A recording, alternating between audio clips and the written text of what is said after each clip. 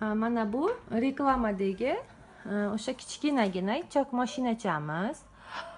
Bu chok mashinamizni qulayliklari korobkasida 5 ta mokkisi, zapas hamda bitta ignasi bor.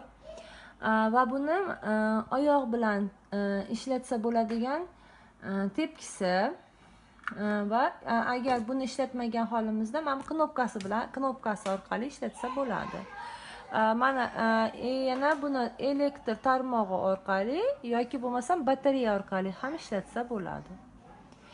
Mana hozir ishlatgan materialimiz qalin material, lekin tikishi juda ham oson hamda to'g'ri. Mana akkuratniy tikilgan.